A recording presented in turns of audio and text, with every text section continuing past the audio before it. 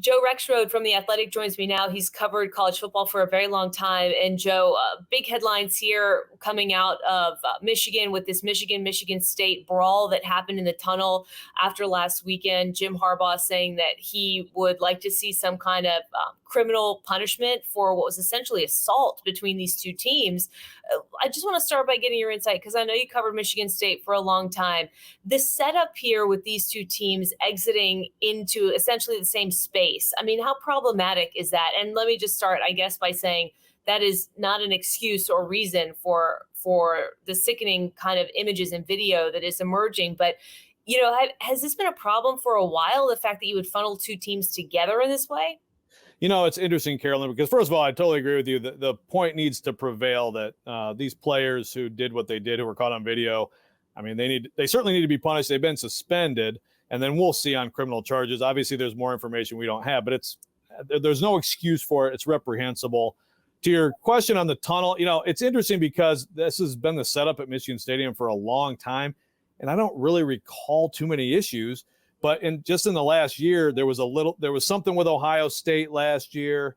There was certainly something with Penn State this year. And of course, James Franklin and Jim Harbaugh had a back and forth. And now we have this thing with Michigan State and Michigan.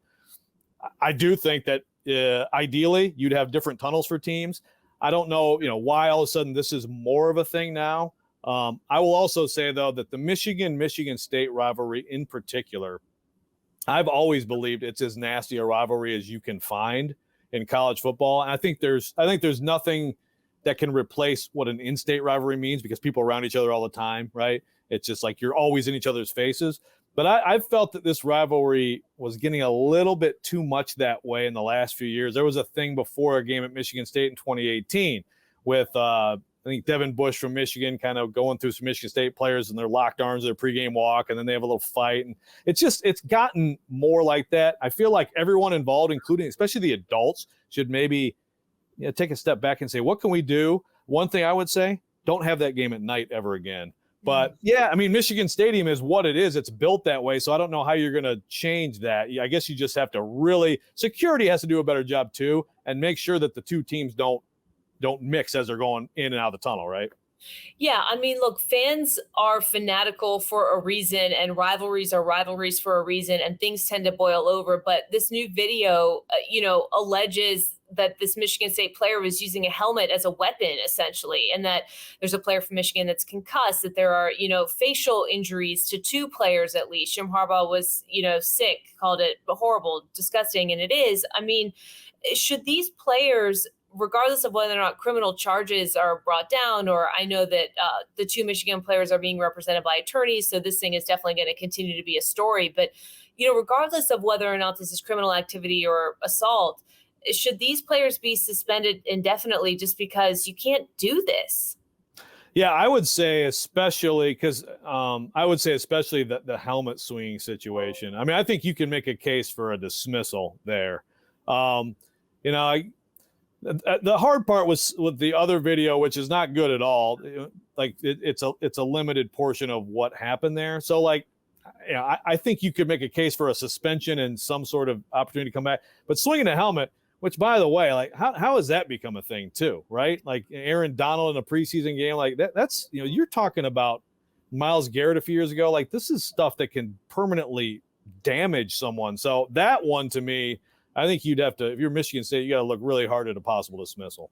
Just lastly for you, Joe, I mean, because you're so familiar with this rivalry and how it's escalated over recent years, I think the idea about maybe not having it at night, as sad as that is, because that's such an incredible football environment, is probably a point that should be well taken. Is it on the head coaches? Is it on the athletic directors? Is it on the universities themselves to set a new precedent for what will and will not be acceptable from anyone regarding taking a rivalry too far to a point where it reaches really kind of a dangerous place?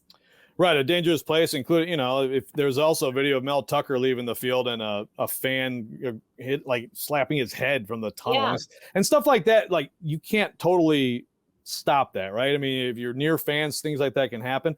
I don't think the presidents and ADs have much to do with it, but I do think the head coaches have a responsibility. I think this rivalry got really personal. Mark D'Antonio made it very personal for Michigan State, and he also beat Michigan a lot, and that was unusual, right? At the time, Michigan was down as a program. Michigan State was up as a program. Harbaugh also he's very, I guess, he's personal about things, right? He rubs coaches the wrong way. This happens.